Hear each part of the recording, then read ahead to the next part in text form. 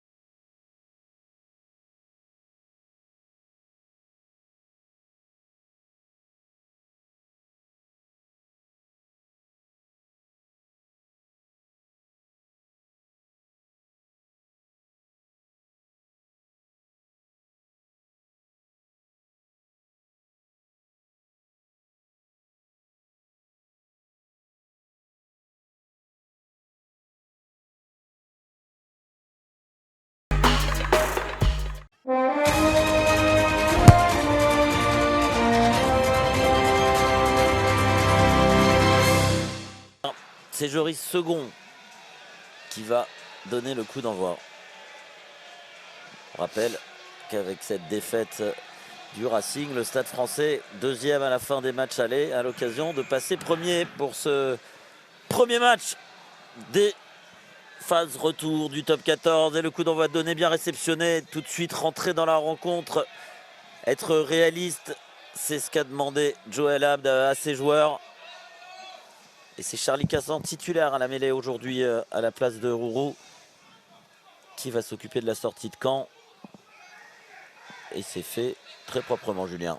Ouais, c'est propre là du côté d'Oyonnax. On réceptionne un coup d'envoi et tout de suite on transfère la pression dans le camp parisien. Ça a donné une bonne opportunité là aux Parisiens de lancer le jeu. Et ça a été réceptionné par Léo Barré, qui fait partie des 6 joueurs relâchés par le 15 de France, comme c'est désormais le cas le mercredi, lors du stage de préparation, de la semaine de préparation, avant les matchs du 15 de France pour ce tournoi. Premier lancé pour Michael Ivaldi. Paul Gabriel n'est pas là, mais on a Irigoyen, on a Azago, on a Sekou Makalou, et c'est Azago qui est servi en début d'alignement. Le ballon porté qui se forme avec le All Black Brad Weber à la manette. Ils avancent, les Parisiens, doucement mais sûrement. C'est écroulé. Il a hésité à siffler, monsieur Gasnier, mais finalement c'est récupéré par Oyonnax et il a levé la tête, Charlie Cassan. Il n'y a personne en couverture. Si ce ballon sort, non, ça va sortir en ballon mort. Il y aura donc une mêlée à l'endroit où le coup de pied a été donné, pas au réussi de Charlie Cassan, parce qu'il avait vu le... Ah, bienvenue à Charles Matour, vous le disiez, Julien. Oui, alors Charlie Cassan a vu l'espace libre. On avait choisi de porter ce ballon côté parisien. Petit souci de connexion entre l'arracheur et le sauteur. Voilà. Ah, normalement c'est au talonneur, Julien. Ce ballon qui va terminer dans les mains d'un joueur d'Oyonnax, et Charlie Cassan qui va réussir à trouver l'espace libre. Malheureusement, son jeu au pied. Ah oui, on voit le ballon qui était en fait tout devant ce maul. Ouais, je disais le ballon de Charlie Cassan qui est sorti malheureusement en ballon mort. Ça aurait été une bonne première opportunité pour les joueurs d'Oyonnax. Hugo Fabreg à l'image, l'un des papas de ce paquet d'avant Oyonnaxien. Alors, monsieur Gasnier qui appelle les deux capitaines.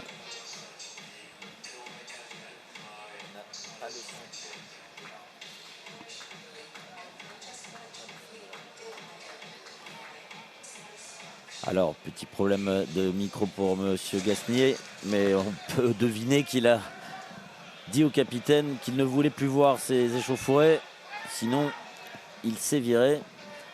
Et première mêlée du match, Julien, me semble-t-il, elle va être très intéressante avec les frères Allo Émile sous l'œil de Karim Ghezal et de Boris Bouraoua qu'on salue. Ouais, ce pack parisien dense, hein, on le connaît, il fait des ravages là depuis quelques saisons, notamment au niveau des phases de conquête. Ah, ils ont renversé quelques mêlées, notamment la saison passée. C'est venu quelque peu d'ailleurs d'avoir délaissé ces phases de conquête aux entraînements là où ils excellaient. Eh bien, ils excellent quand même toujours un peu, même s'ils sont sanctionnés. C'est le gaucher, donc Moses, c'est le droitier. C'est le 3, donc c'est Paul. Allo Émile, c'est son arbitre de touche qui a certainement prévenu Monsieur Gasnier puisqu'il était à l'opposé. Poussé en travers, Paul Allo Émile, qui n'a pas l'air convaincu de cette décision. Ils le sont rarement. Si vous allez dire, les piliers ils sont rarement d'accord avec les décisions arbitrales en général, notamment sur cette phase de jeu. Là, on va bien voir sur ce ralenti. Ah, ouais, on voit le mouvement, effectivement. Son bassin se décaler un peu sur le talonneur, hein, on sait. À l'extérieur de la mêlée, exactement. Il a cherché à rentrer son pilier gauche, son opposant direct. Oh, c'est chez vous. Ça donne l'occasion à Oyonnax d'avoir une bonne touche là. Dans les 22, dans les ouais. 22 mètres, ouais. Touche intéressante lancée pour Benjamin Gélédan. Qui cherche et trouve Credos, mais alors la bande cassée. 3 joueurs qui sortent. Les joueurs qui sont sortis de l'alignement pour les feintes. L'explication de M. Gasnier, c'est interdit de bouger, de sortir de l'alignement avant que le lancer soit effectué. Alors, on a Hugo Fabreg une fois. Et Rowan Johnson également.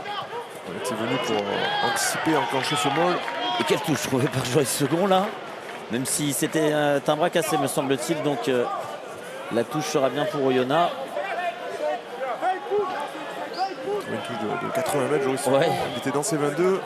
Il envoie le ballon dans les 22 opposés. On le oui. connaît, Joris Second, c'est une de ses qualités principales. Le jeu au pied, la longueur du jeu au pied notamment. On l'a vu faire à 100%, notamment dans les tirs au but la semaine dernière. On l'a vu bien gérer la.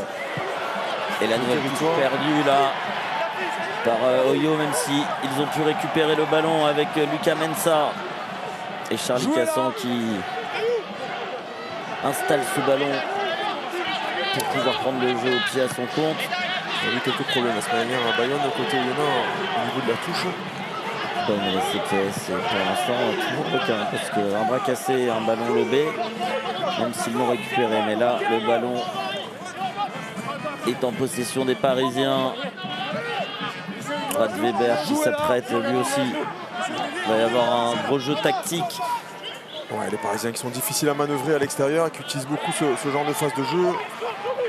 Ils laissent l'initiative à l'adversaire et ils essaient de les enfermer, notamment grâce à leur grosse défense. C'est très difficile à manœuvrer les Parisiens. Oui, Grace à la charge. Alors que Justin Bourreau avait été impeccable sur cette chandelle de Weber. Et on va repartir sur un jeu au pied du 9. Okita de doit se faire contrer par Sekou Makalou. C'est bien tapé, Yaïk Péfan qui était à la bagarre avec Second. Il a réussi à voler ce ballon. Renaud qui a trouvé son talonneur Gélédan. Non, c'était Rory Grice. Cassan qui renverse le jeu. Bourreau qui lève la tête et qui tape au pied. Attention à ce que ça ne sorte pas en ballon. Non, c'est magnifique. C'est une touche à 5 mètres de la ligne. Même si le lancer sera parisien, on occupe. Ouais, c'est parfait ce qu'a réussi à faire. Il n'y avait a priori pas de surnombre, Julien. Justin Bourreau, non, il semblerait que la défense parisienne avait fermé les extérieurs. Et il a trouvé la solution en trouvant un bon espace libre là, dans le dos du troisième rideau parisien. Tout de suite laisser les Parisiens dans leur camp. Alors qu'on a vu c'était un charge de plaquage de Michael Ivaldi. On a aperçu Kevin Le Breton reste au sol, mais là c'est le bon jeu au pied de Justin Bourreau que nous remontre notre réalisateur Yvan Bonenès. Qu'est-ce qu'on fait ? Poison Kevin Le Breton, troisième ligne hyper actif et grand gratteur sous les yeux de Laurent Labitte et Morgan Parra notamment dans les tribunes. Il semble toucher à la cheville. Il faut qu'on fasse quelque chose. Vous se rappelez, si ça tient, ça tient pas, vous Et là, sortez. c'est Fabien Cibré, l'ancien de Mine-Mêlée. Ouais.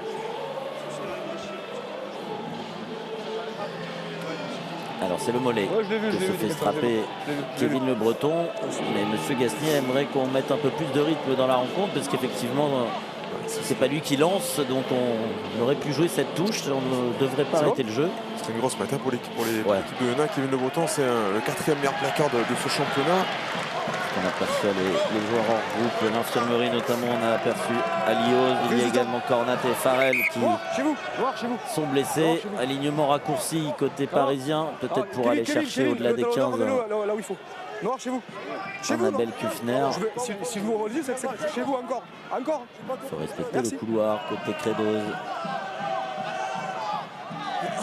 Est-ce qu'on va chercher Pierre-Henri Azago qui a priori le seul sauteur là, ou est-ce qu'on va aller au-delà des 15?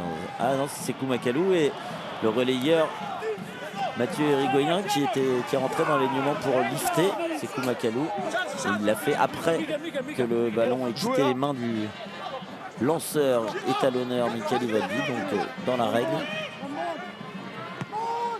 Et Brad Weber trouve une parfaite touche entre les 40 et les 50. Julien, là c'est de la technique individuelle pas à la perfection. C'est bien exécuté, hein. Bon lancer, bonne prise en touche, on crée un point de fixation et ensuite un bon jeu au pied de Brad Weber.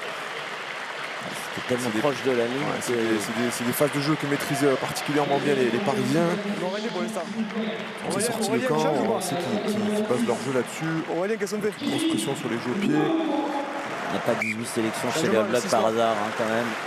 Ouais, il a mis quelques semaines Brad Weber à rentrer dans cette équipe. Et vous parliez du coup dur, le voilà. Le coup dur, Kevin Le Breton obligé de quitter la pelouse et ses partenaires remplacés. Reprise du temps. Reprise. Par Victor Lebas, l'ancien bréviste.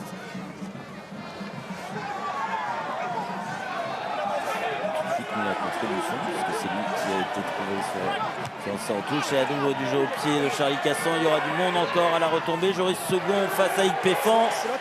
Et c'est à nouveau l'ailier d'Oyonnax qui a gagné ce duel. Le ballon est conservé.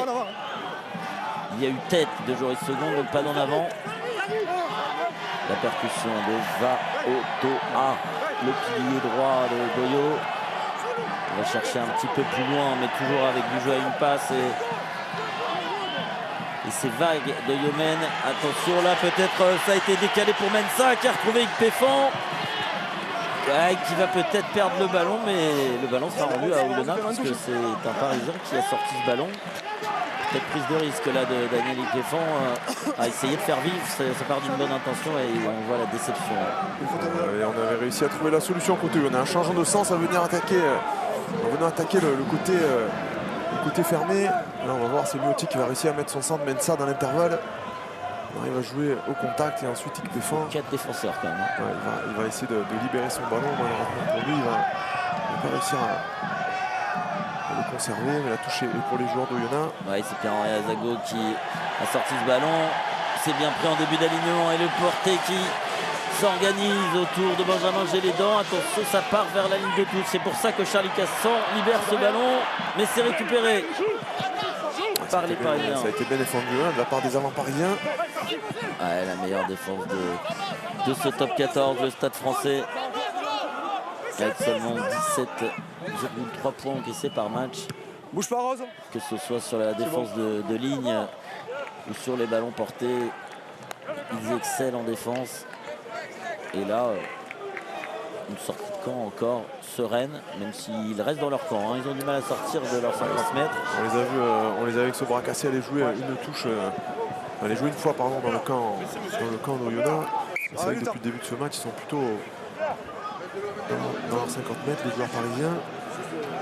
Alors ça les dérange pas de défendre. Les Parisiens, on les connaît, on le disait Thomas, c'est la meilleure défense de ce championnat. C'est un secteur de jeu sur lequel ils sont sereins. Après Kevin Le Breton, c'est un autre troisième côté parisien cette fois-ci qui... Là c'est la cheville et du coup on le strappe directement à la chaussure. Giovanni Abel Kufner. C'est bon. Karim Ghezal, l'ancien entraîneur de la conquête du 15 de France, qui a été corrigé hier soir par l'Irlande, qui a été remplacé par l'ancien entraîneur de la conquête du Stade Français, avec qui vous entraîniez Julien Laurent Saint-Péret. Comment s'est-il fait mal, peut-être sur ce ballon en possession, et Morgan Parra, lui aussi dans le staff. 5 joueurs dans l'alignement de Yona. Ont-ils réglé l'avenir? Oui. Non, le noir le lâche. On attaque la ligne avec le Mensa. Et qui continue à avancer, on l'a relâché. Il y a de l'avancée là.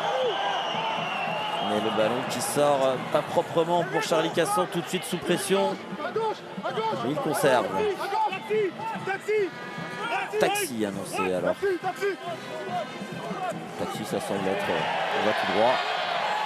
Et il avance Credos. Au pied encore, là, même dans les 30 mètres. Ça me rappelle les Springboks de Faf de Clerc.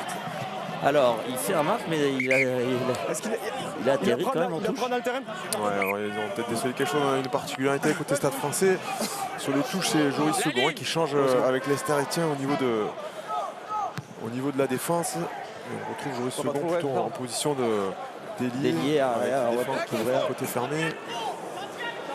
Et alors là, un point de règlement, il a bien réceptionné le ballon dans le terrain, même s'il a atterri en touche. Le marque, l'arrêt de volée est accordé puisque c'est au point où il a réceptionné le ballon que l'on compte. On a lancé très loin, au-delà des 15 mètres pour Lucas Mensah. C'est bien fait, c'est très bien fait. On joue dans le dos là plusieurs fois à côté au Yémen, mais les Parisiens n'ont pas pris. On voit la défense qui est bien connectée, exactement. On le disait, c'est leur point fort, la défense aux Parisiens. C'est difficile de trouver des espaces lorsqu'on attaque face à cette équipe. Peut-être avec les appuis et la vitesse de Galen Stark. Ou avec une passe en plus, comme ça a été fait là entre Grice et Johnson. Attention, le bon grattage des tirs non sanctionnés. Il y a avantage en cours. Mais la passe pour personne de Domingo Miotti. On va revenir à cette faute. Et en plus, on rouspète côté Lester Etienne. On prend 10 mètres de plus. Ce sont les nouvelles consignes pour les arbitres. Le moindre joueur qui proteste et qui n'est pas capitaine. Si c'est pas, on repart à 10 mètres. Il va attaquer le soleil. Il me semble Lester Etienne sur tentative de grattage. Avant le contest, il a mis les mains, c'est ça Julien? Eh oui, on prend les points évidemment. On va le revoir là sur ça. Le coup de pied, j'ai sifflé dans un coup de pied. Il est assistant plaqueur déjà, il a pas relâché tout simplement.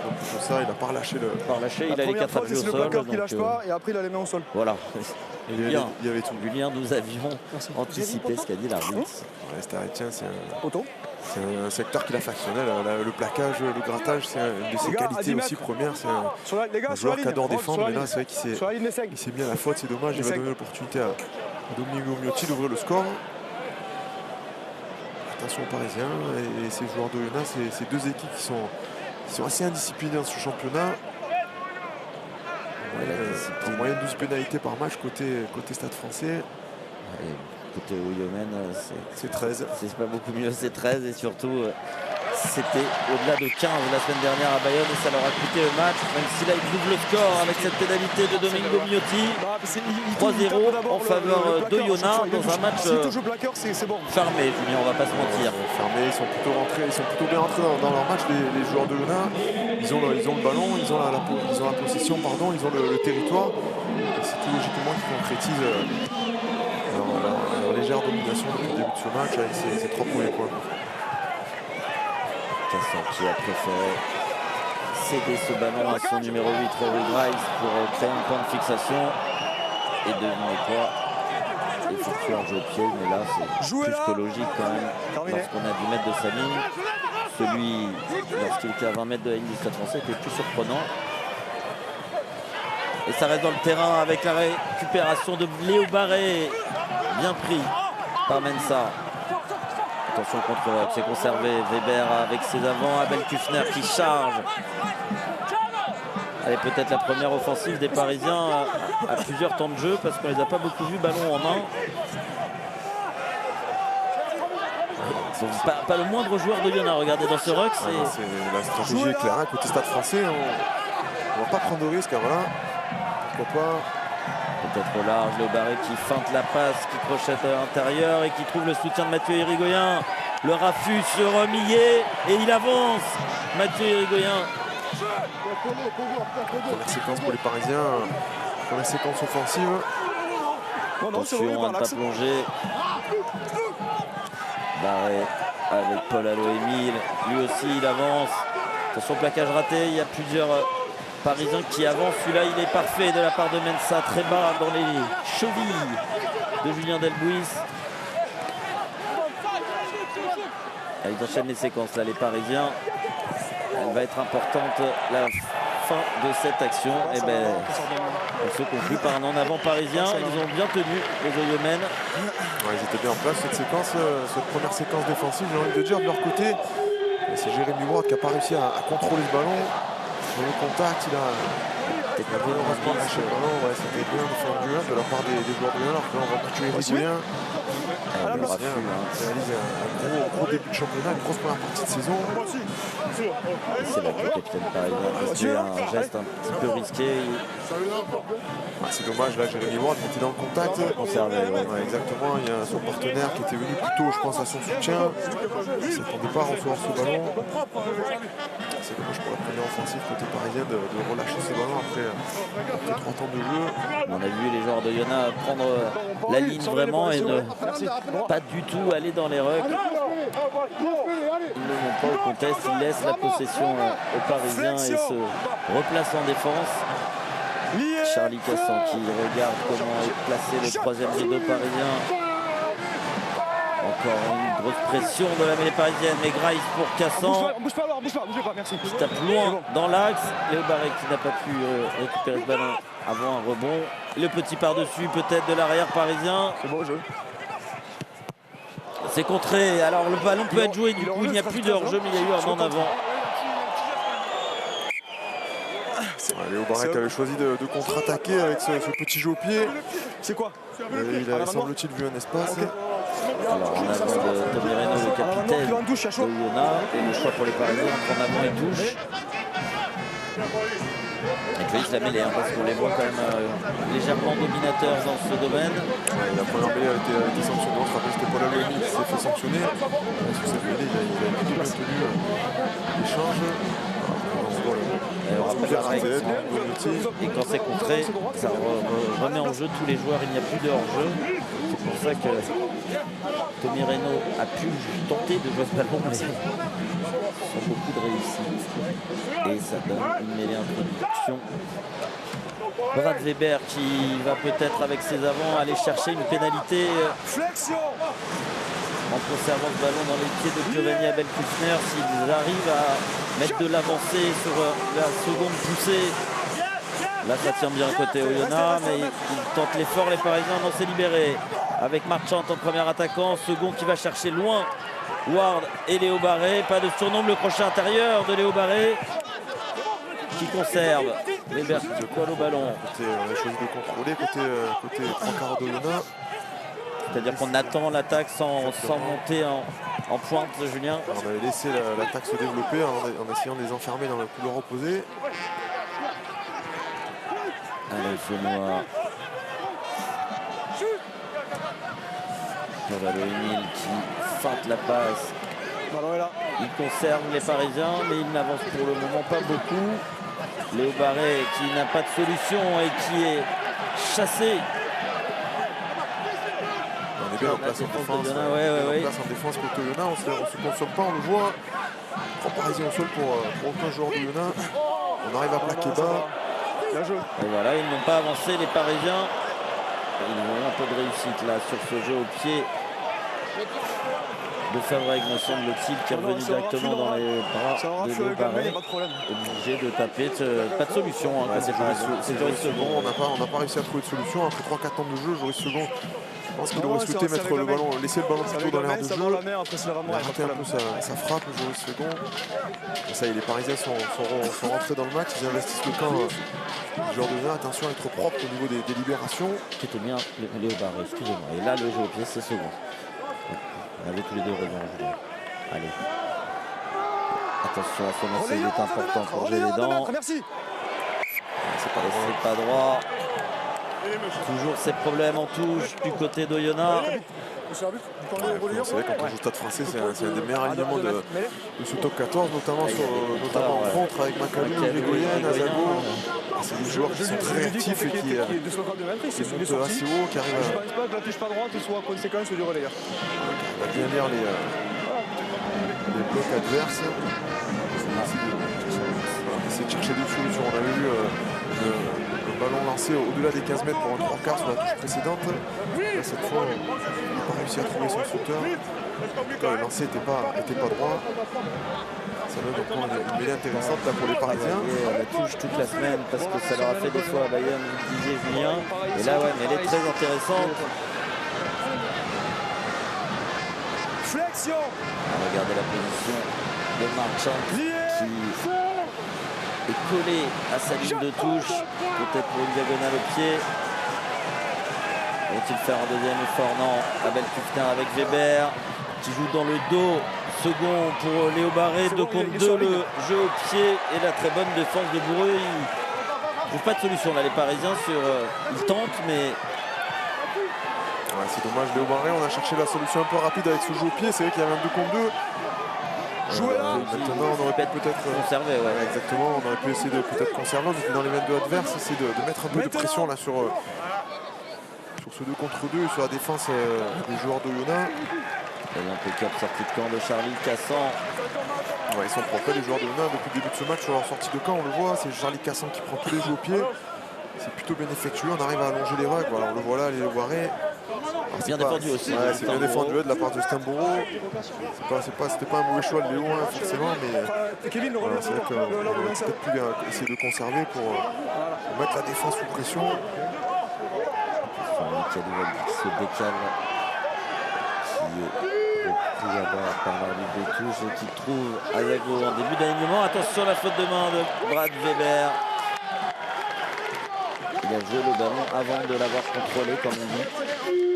Un petit problème de connexion là, avec son sauteur. C'est dommage, c'est les opportunités qu'il faut essayer de ne pas laisser en route côté parisien. C'est des points de touche là, dans les 40 mètres adverses. On n'est pas sur le match le plus spectaculaire. Morgan Parra ne doit pas se régaler, Julien. C'est pas là où il y a le temps de jeu effectif. On n'a pas un temps de jeu effectif élevé là, depuis le début de ce match. Mais on va revoir la transmission de plein à Zago. Je peux pas. Elle semblait bonne la transmission. C'est le demi-mêlée parisien qui n'a pas réussi à capter ce ballon. Pensez déjà à sa transmission avant de récupérer le ballon. Et mêlée en faveur des Oyomènes. Vont-ils faire l'effort pour récupérer la faute de main de leur but mêlée, les avants parisiens avec les Brothers, Allo Emile, Moses à gauche, Paul à droite. Ça s'écroule, mais des deux côtés, donc on va la faire. La parisienne aussi, on la connaît, comme la touche. C'est beau quand même de voir deux piliers de la même fratrie. On a l'habitude, hein, évidemment, avec les barrettes, qui eux font même plus. Ils ont bien joué ensemble, les White Block. Allo Emile. Et là, au pilier en première ligne. C'est une belle première ligne hein, avec les deux frères Allo Emile, Michael Ivaldi qui a une appétence particulière aussi pour ce secteur de la mêlée. Oui, il aime ça, Michael Ivaldi. C'est l'équipe du Stade Français, c'est l'équipe qui récupère le plus de pénalités, environ 3 par match. Sur mêlée. Michael Ivaldi d'ailleurs qui retournera à Toulon la saison prochaine. Ça s'écroule du côté de Paul Allo Emile et Tony Reynaud, mais le ballon était jouable. Attention parce que grosse pression de Sékou Makalou. Il a tout fait Sékou Makalou. Sur cette sortie de mêlée, il a réussi à mettre la pression sur Charlie Cassan. Ensuite, il est venu mettre la pression sur Daniel Ikpefan. Mais c'est conservé par Oyonnax. Qui plaque. Il a mis les mains, Sékou Makalou. Elle n'y arrive pas à contester dans les rucks d'un côté comme de l'autre d'ailleurs. Côté Oyonnax, ça fait Maintenant. un petit quart d'heure là où on est dans son camp, on n'arrive pas à sortir. Après un quart d'heure cette passé pression, dans le camp du exactement. Stade Français, chacun son quart d'heure. Oyonnax a réussi par finalement mettre 3 points. Voilà, possession sur les 10 derniers. Ben voilà, Julien, ce que ça illustre, 74% d'occupation en faveur des Parisiens dans les 10 dernières minutes, et ça devait être la même chose à l'inverse dans les 10 premières minutes. Il faudrait une pénalité des Parisiens et on aura un copier-coller de l'entame de Moreau. Elle est belle cette passe de second, peut-être là, un surnom, mais Péfan, impeccable, est venu couper sur Mathieu Irigoyen. Ah oui, qui joue le ballon au sol. La défense de Oyonnax qui est bien en place, qui arrive à bien monter haut, qui arrive à bien fermer les extérieurs, à mettre sous pression la technique individuelle des joueurs parisiens. On l'a vu, Joris Second, Léo Barré faire des passes sur un pas. Il y avait un décalage, hein, mais Ouais, Péfan est magnifiquement venu couper. Ouais, Péfan est bien venu fermer sur Mathieu Irigoyen. Joe Marchand qui attendait un jeu au pied qui était déjà à plat dans ses 5 mètres.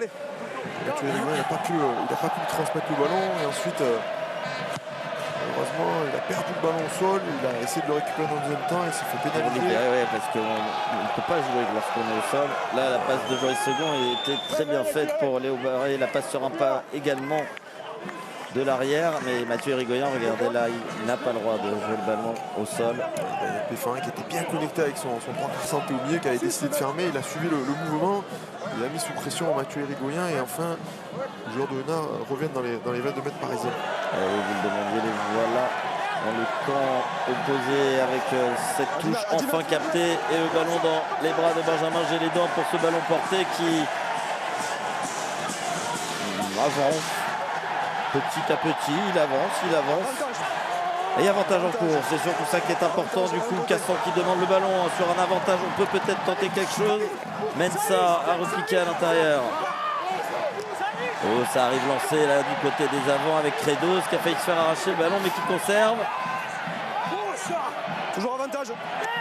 L'avantage toujours en cours, vous avez entendu Jonathan Gasnier, l'arbitre de la rencontre. Cassan qui porte le ballon, qui va essayer de se faufiler. Finalement, il a servi Miotti qui lui a trouvé Justin Bourreau. Et le pick and go de Tommy Reynaud pour le premier essai du match du capitaine d'Oyonnax. C'était oublié. C'était oublié, je l'avais pas reconnu avec son casque. J'avais vu le numéro 1.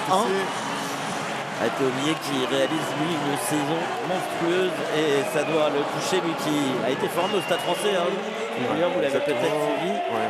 Il a débuté, j'étais encore joueur et là il vient aplatir son 5e essai de la saison. On a vu ce ballon porté côté Oyonnax qui s'est bien enclenché. On s'est mis à la faute côté parisien et ensuite on est venu jouer, j'ai envie de dire, de manière classique côté Oyonnax. On a joué avec les avants dans le sens. C'est belle cette passe. Et ensuite on a inversé le jeu et on avait trouvé la solution par les 3/4 côté Oyonnax et c'était Omnier qui arrive par ce pick and go à venir aplatir ce premier essai pour son équipe. Et à noter, on a dit que les joueurs de Oyonnax, du Belge, Vincent Devati, les coachs de Oyonnax qui sont satisfaits là, de cet essai. On le disait, les joueurs de Oyonnax qui étaient plutôt une équipe pénalisée, ils ont passé un quart d'heure dans leur camp à défendre sans se faire pénaliser. Là, il n'allait même pas mettre les mains dans les rugs, il prenait un pas de recul pour ne pas être hors jeu. Voilà, ils ont récupéré cette pénalité, ils sont allés en touche et ils ont inscrit ce premier essai. Il y a dû avoir peut-être 2 pénalités dans cette rencontre pour l'instant. Il y a eu un geste magnifique de ce joueur qui va tenter la transformation, Domingo Miotti, qui va tenter et réussir la transformation pour porter le score à 10-0, mais sur la remise à l'intérieur, sur la passe de Casson ici, hop, il volait pour Justin Bourreau. Depuis qu'il est arrivé, Domingo Miotti s'est intégré rapidement, il a tout de suite pris la conduite du jeu. Il a tout de suite pris les rênes de cette équipe et il le fait plutôt bien depuis son arrivée.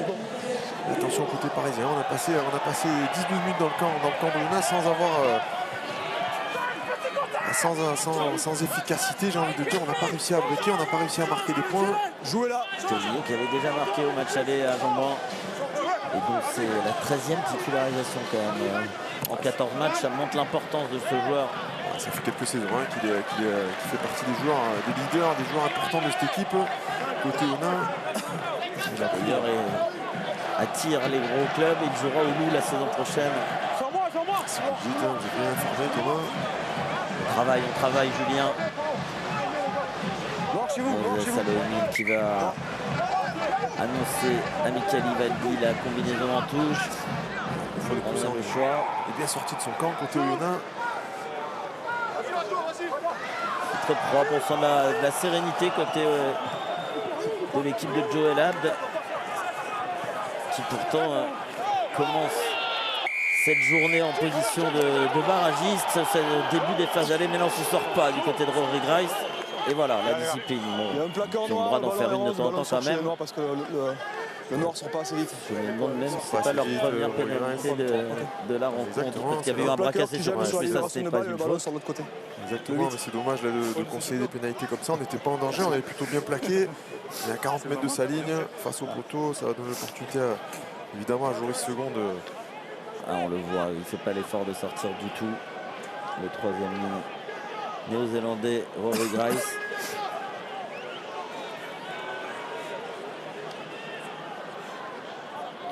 Et Joris Second qui était à 72,5% de réussite cette saison. Le futur Bayonnais.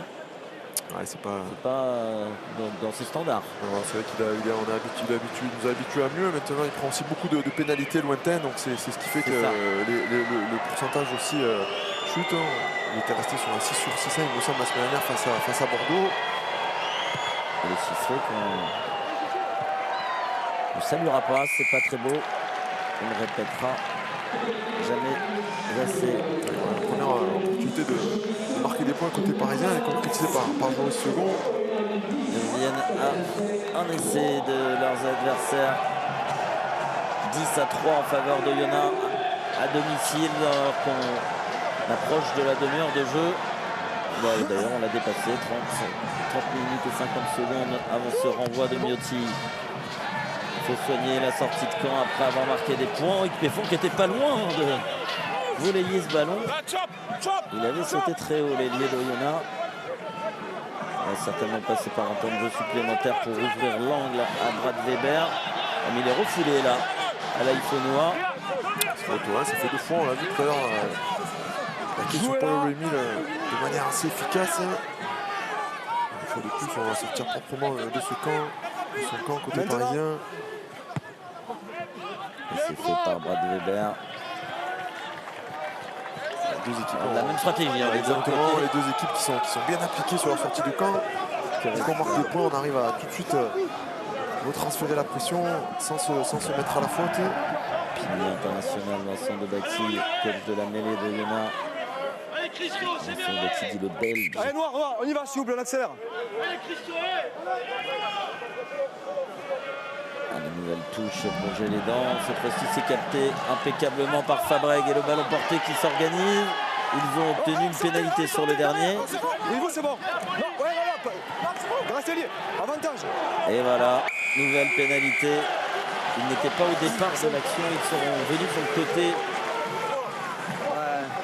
C'est Pierre-Henri Azago qui a été ça me paraît clair, côté. C'est rentré par le côté. Alors c'est dommage parce que Sekou Makalou et Michele Ivaldi avaient réussi à se faufiler dans ce maul jusqu'au ballon. Quand on est au départ du maul, on a le droit de venir dans le camp adverse. Par contre, on n'a pas le droit d'entrer sur le... On va voir là. Eh oui, voilà. Ouais, il est clairement sur le côté. C'est dommage, côté parisien, on se remet tout de suite à la faute là. Alors on l'attente. On a l'occasion d'ajouter 3 points au tableau d'affichage pour Domingo Miotti, l'Argentin aux 10 sélections, qui est arrivé après la Coupe du Monde. Hein. Qui lui affiche 86% de réussite. Ouais, déjà 80 points dans ce top 14. Tout à fait. Vous aussi, vous êtes bien informé, Jules. Très fiable, le Pumas, Domingo Miotti qui la passe, cette pénalité, et Oyonnax qui mène désormais 13-3 face aux Parisiens. Félicité partout Charles Maton, qui aujourd'hui ne voit pas de grandes envolées, mais après la victoire bonifiée de Perpignan dans cette première journée de la phase retour du top 14, seule la victoire compte pour les Oyomènes en position de barragiste, 13e au classement avant cette rencontre. Et discipline côté Alaïfonois et Parisien. Et en plus, on râle. Ils avaient pris une pénalité en une demi-heure et ils en ont pris 3 coups sur coup. Le 8 qui rentre par le côté et qui donne un coup de pied. C'est pas un talonnage. Samuel Kufner, cette fois-ci. Ouais, c'est interdit de jouer le ballon au pied là, au niveau des rucks. Il faut gagner l'espace par la poussée. Et par l'axe. Exactement, et par l'axe. Et ensuite, on n'a pas le droit de toucher le ballon avec les pieds. C'est le 8 qui rentre par le côté sur la zone de plaquage. Il donne un coup de pied à le ballon. C'est pas un talonnage. Le côté, c'était pas évident, mais le pied, ça l'est. Il semblait qu'il était dans l'axe, Giovanni Abel-Kufner, mais c'est vrai qu'il a essayé de toucher le ballon. Dépasse le ballon, a-t-il le droit de le toucher avec le pied? S'il dépasse le ballon, c'est différent. Il peut le ramener vers son camp avec le talon. Une fois qu'il a dépassé le ballon. Voilà, il faut dépasser le ballon. Exactement. Attention, prise de balle impeccable en fond d'alignement. Pas les jambes, pas les jambes. Semble avoir réglé les problèmes en touche depuis 3 lancers là, côté Oyonnax. Et le ballon porté, là, il n'y a personne pour affronter Hugo Fabreg et le paquet d'avant d'Oyonnax qui avance, qui est à proximité des 22 mètres. Et les Parisiens qui se sont bien repris dans un second temps. Et encore une faute parisienne. Numéro 7, c'est Mathieu Irigoyen. 7 côté. C'est la même faute surtout. 3 pénalités coup sur coup pour être rentré sur le côté d'un mol ou d'un rock. On arrive à trouver les solutions. Au niveau du ballon porté, côté Oyonnax, ça fait 3 fois là, que les Parisiens se mettent à la faute. Alors c'est dommage, là, ils avaient plutôt bien entamé ce match. C'est vrai qu'ils subissaient un peu Ça fait beaucoup de fautes les assauts. De la discipline. Hein. D'accord, vous leur dites. On parle avec le mec. Qui va parler assez avant parce que là, effectivement, faire 3 fois la même faute en un espace-temps aussi réduit. C'était bien repris dans un deuxième temps. Attention, Les joueurs parisiens. non. Non, j'ai le tir. Le tir rentre et c'est poteau. Le tir rentre ses poteaux. Il faut que le capitaine ou le buteur monte les poteaux pour que la pénalité soit considérée comme tentée. Julien, non, que dit le règlement? Vous qui le connaissez par cœur. L'entraîneur assistant était Si déjà sur le l'entraîneur est terrain. déjà là avec le team, mais il faut quand même qu'il y ait le geste de montrer les poteaux. Il n'avait pas le droit de rentrer tant que l'arbitre n'a pas Et en signifié la tentative de but. Parce qu'ils avaient joué vite avec une passe au pied de Miotti pour Gavin Stark. Ouais, je disais, les Parisiens qui avaient plutôt été disciplinés sur les 20 premières minutes de ce match, même s'ils étaient entre guillemets dominés territorialement, et là qui coup sur coup concèdent des pénalités, notamment au niveau de la défense de Moll. C'est plutôt en général de leur point fort aux Parisiens, tout ce qui est phase de conquête. Là, c'est vrai qu'ils se mettent à la faute là depuis quelques minutes et ils offrent l'opportunité à Dominique Miotti de creuser l'écart.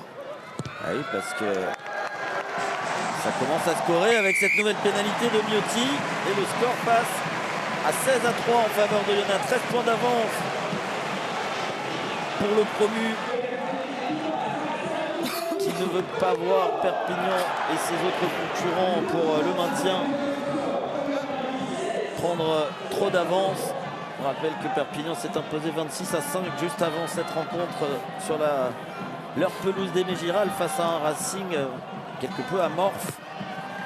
Ils sont plutôt bien en place, hein, les joueurs de Oyonnax depuis le début de ce match. Ils arrivent à faire front sur les offensives parisiennes, ils lâchent pas trop de plaquage. On sent pour le jeu élaboré et respecté à la lettre et à la perfection. Ils sortent proprement de leur camp une fois qu'ils ont marqué des points. Jouez là. C'est vrai qu'ils sont plutôt bien en place. Pas de grosses difficultés à contrecarrer les Parisiens pour le moment. Sorties de camp sont impeccables par Charlie Cassan. On applique à la lettre les consignes de Joël Abd et de tout son staff, Fabien Cibré, Vincent Debati, même si là il aura lancé Michael Ivaldi dans le camp d'Oyonnax. Ça a été rapidement joué en tout début d'alignement avec Pierre-Henri Azago, le jeu au pied par-dessus, peut-être un peu de variété. L'énorme plaquage sur Daniel Ipéfan, ça a été récupéré par un Parisien, Weber qui s'échappe, qui tape à suivre. Qui sera le premier sur le ballon? C'est Gavin Stark et il ne semble pas qu'il ait rentré le ballon dans l'embut. Il a attendu. Le ballon avec les jambes dans l'embut, c'était Julien Delbouillet qui a réussi à gratter ce ballon. Du buste au ballon. On avait vu un excellent gratteur, Julien Delbouillet. C'est un excellent gratteur. On avait vu une variation côté lancement du Stade français avec ce jeu au pied. Alors c'était un peu téléphoné. On avait vu les joueurs anticipaient le jeu au pied de Joris Second. Et là, voilà, on voit Julien Delbouy qui arrive à ramener le ballon dans son camp. Là encore, est-ce qu'il n'aurait pas... Il n'y avait pas de surnom, mais bon, est-ce qu'il n'aurait pas pu conserver quand même? Exactement, c'est des ballons qu'on peut conserver. Là, on est dans les 22 mètres adverses. Essayer de mettre la pression sur cette défense de Yona. Comme ici avec la charge de Giovanni Abel Kufner qui met de l'avancée. Bon réflexe de Gélédan de ne pas gêner la transmission. Paul Aloémil refoulé. Là par contre, il y a une faute. Il a perdu ses appuis. Le pilier droit va le petit rasant. Là c'est très bien fait, Léo Barré qui récupère le ballon. Il cherche le soutien, il le trouve avec Weber. Second pour Ward qui va... Allez, c'est Julien Delbouy qui vient marquer le premier essai parisien de cette rencontre. Attention, il s'est blessé. Ce serait terrible pour Julien Delbouy. Alors, est-ce que c'est musculaire? Je me dis. En tout cas, il a un petit sourire.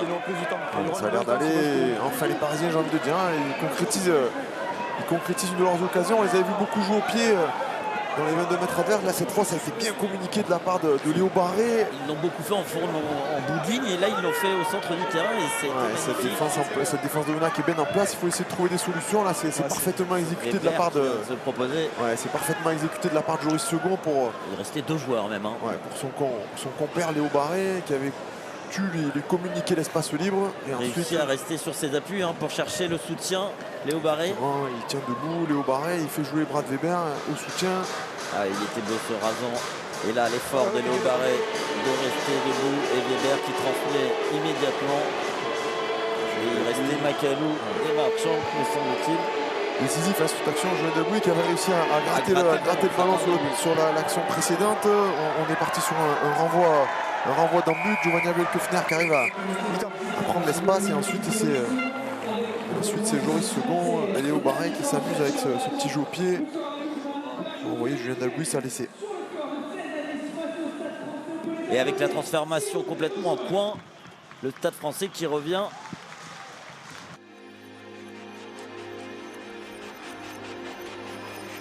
C'est Jérémy Ward, une associée au centre et le coup d'envoi donné par Miotti haut dans le ciel de l'Ain.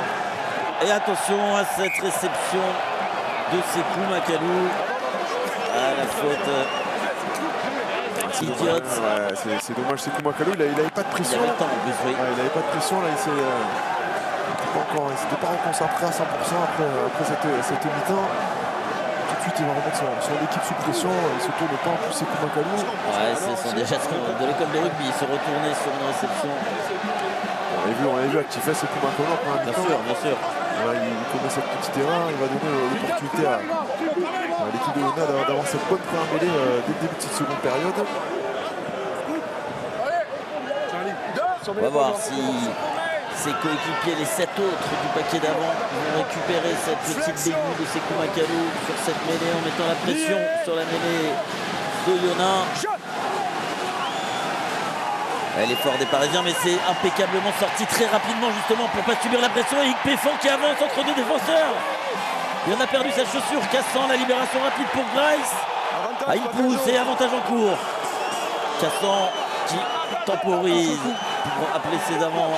Très intelligent là de prendre son temps, de ne pas se précipiter. D'autant plus qu'il y a un avantage en cours. Ils ne sont plus qu'à quelques centimètres de la ligne parisienne, les Zoyomènes. Le pick and go refoulé. Avantage encore, le numéro 2 hors jeu. Encore une faute, attention parce qu'il avait prévenu l'arbitre qu'il y aurait peut-être un carton. Alors vous voyez, selon Charlie Cassan, il y a essai. C'est les Parisiens qui commencent cette deuxième période comme ils avaient terminé en commettant beaucoup de fautes. Il y avait déjà le warning. Il y a une faute pour un plaquage ici. Là-bas, il y a un hors-jeu. Et là, le 2 a les mains devant. Il est aussi hors-jeu. Le 2. Il est prévenu, l'arbitre. Faute répétée. Trop de fautes des Parisiens. Une faute là, une faute là. C'est dommage, les conséquences directes de cette petite erreur là en début de seconde période. On se remet sous pression. On a une faute ici. On concède très cher. On concède 2 pénalités, un carton jaune. Vont-ils la tenter pour ne plus être à portée d'essai ou en supériorité numérique? Julien, vous feriez quoi vous? Même sous les poteaux. Je vois la main, les joueurs de Yona. Ça permettrait de ne peut être à portée d'essai, hein, comme c'est très risqué. Vautoa, oui, pardon. Pardon. Moi je vous pardonne, c'est Philippe qu'il faut avoir peut-être. Les joueurs de Luna qui ont décidé de la jouer à la main et qui vont maintenant partir dans un petit jeu avec les avants notamment. Sera judicieux, 3 points s'offraient à eux. Et ils poussent pour enfoncer le clou et enfoncer surtout les Parisiens. Ils enchaînent les pick and go. Là c'est Credos qui soulève pour Reynaud. Bien pris par Ward.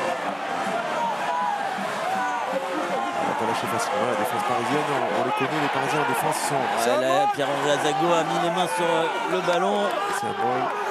Et il semble que le ballon soit récupéré par les Parisiens. Quelle défense! Et voilà le choix des 3 points pas pris. C'est le choix des joueurs, ils sont allés au bout de leurs intentions. Malheureusement ça s'est pas passé comme ils l'auraient souhaité les joueurs de Luna. C'est vrai qu'ils avaient ces 3 points qui leur tombaient les bras. Et Lester et tient. Stop. C'est un talonneur, vous êtes 10, prenez pas de risque. C'est marrant. Il est talonneur, vous êtes 10, prenez pas de risque. Aussi, assaignement. Ouais. Là, il y a le changement. Eh oui, Il a coffré le ballon de son adversaire. Et évidemment faire entrer pour disputer cette mêlée un talonneur, en l'occurrence Lucas Peyres-Blanc. Faites un remplacement pour ce Jean Diaro. Et là, ça, le copain de c'est Julien Delbos qui sort pour le temps de carton qu'elle a dit. L'arbitre enlevez-moi ça, s'il vous plaît. Non, il est ouvert. Vous me le sortez. Il est ouvert sur un demi-centimètre, vous me le sortez. Non, il y a saignement, il est ouvert. L'arbitre a toujours raison. Tout à fait. Il décide sur le terrain. Pas médecin. Plutôt que de râler, il faut vite sortir, vite se faire soigner et puis revenir sur le terrain. Côté saigne pas. Teddy Durand qui rentre. Par contre, oui, il semble bien touché et amoché, ça c'est une certitude. Ce qui est sorti chez les Roses. Nous avons entendu l'arbitre conseiller à Joris II et ne pas se frotter à Gélédan justement. Vous êtes 10, il est à l'honneur. Il est bagarreur, Joris II, il ne faut pas trop l'embêter, il aime ça. Quand on a joué à Aurillac, on aime forcément ça. Il a joué pilier dans sa jeunesse. C'est vrai, formé pilier. Ok, première ligne, ça lui fait pas peur. Et il va saluer forcément votre petite dédicace à l'ancien pilier. Et le bras cassé en faveur des Parisiens. On a anticipé l'entrée en mêlée. Ils se sont bien sortis. Les Parisiens sur cette action, ils n'ont pas concédé d'essai exactement. Ils arrivent à récupérer la possession là, sur cette mêlée. Et à l'inverse, les Oyomènes quand même ne concrétisent pas ce très gros temps fort. Sortez. La chandelle de Bourreau. Attention, Gavin Stark était à la lutte avec Léo Barré. Ça a été récupéré par Rick Péfan qui a commis le premier en avant. Il semblerait que ce soit Joris II qui a commis ce premier en avant au niveau de la réception de ce ballon aérien. On les confond avec leur lycra blanc. C'est Justin Bourreau qui va, elle est belle, cette choisir de taper un jeu au peu de pression. Péfan part derrière, il n'y a aucun problème. Péfan, Gavin Stark. Et c'est vous qui avez Joris II. Alors attention, les Parisiens en termes de réception aérienne, c'est la plus mauvaise équipe de ce top 14 avec seulement 26% de duels aériens gagnés. Ça fait 2-3 fois qu'ils passent à côté les joueurs du troisième rideau parisien. Et l'entrée de l'ancien Toulonnais Horry en poste de troisième ligne à la place de Giovanni Abel Kufner. Julien Horry, c'est seulement sa 4e feuille de match cette saison et il a connu beaucoup de blessures. Mais il a été performant lors de ces matchs. Il a été physique, c'est un joueur vaillant, explosif, on va le voir sur La mêlée parisienne qui continue de mettre à mal la mêlée de Yona. Et cette fois-ci, ce n'est pas un bras cassé, c'est une pénalité. Et regardez tous les trois quarts qui viennent féliciter les avants.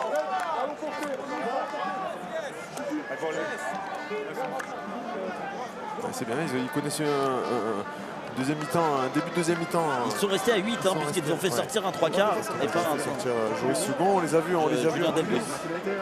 Oui, pardon, Julien Delbus, excusez-moi. Je vous en prie. Excusez-moi, je disais, ça fait 4 minutes qu'ils étaient dans leur 22 mètres. Les Parisiens, ils ont réussi à glaner un bras cassé, à glaner cette pénalité. Depuis l'en avant de Sékou Makalou sur le coup d'envoi de cette seconde période, ils ne sont pas sortis de leurs 22 mètres. Et là, ils ont obtenu cette pénalité avec cet énorme effort en mêlée.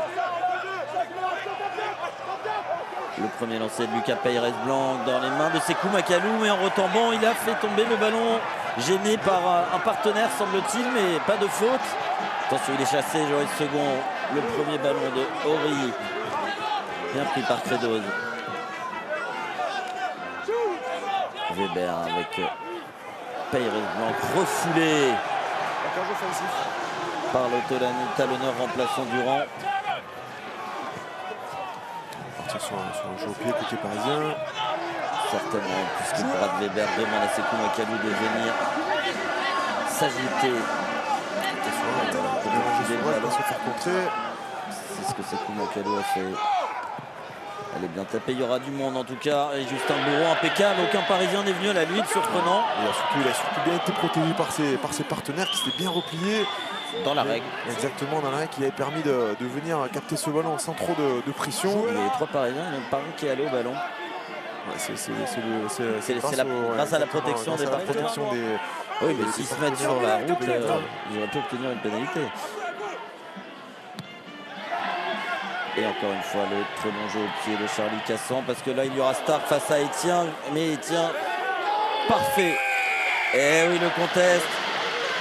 Le soutien est arrivé tardivement sur Lester Etienne et le très bon conteste, me semble-t-il. C'est dommage, hein. Côté parisien, Lester Etienne, elle était parfaite, elle était belle. Elle était parfaite côté Lester Etienne, et ensuite le soutien a mis du temps à venir se porter. Et cette fois-ci, vont-ils... Voilà. 5 mètres face au poteau, ils ne l'attendent pas, mais 45 mètres en coin, ils l'attendent. Regarde, elle était parfaite. De Lester Etienne. C'était limite pour Gavin Stark quand même, qui n'a pas joué le ballon, mais a gêné Lester Etienne en l'air. Et c'était pas Mensa, mais Victor Lebas qui est allé au contest magnifiquement derrière. Manque de soutien après cette réception de Lester Etienne et l'occasion pour Domingo Miotti de rajouter 3 points et de se mettre à l'abri d'un essai transformé des joueurs du Stade Français. Vincent Debatty lui a amené le tir. Il est sur un 100% aujourd'hui, le Pumas. Alors que les Parisiens, on vous le rappelle, sont à 14 avec le carton jaune reçu par Michele Ivaldi. Et le sans faute qui continue pour Domingo Miotti. Et Lucas qui passe à 9 points en faveur des Oyomènes, 19 à 10. Pour la plus grande joie de Fabien Siveux qui ne tient pas en place, hein. On le voit debout. Et ça communique avec Joël. Il est même primordial dans la lutte pour le maintien après leur défaite à Bayonne la semaine dernière. Défaite très frustrante, on en a déjà parlé.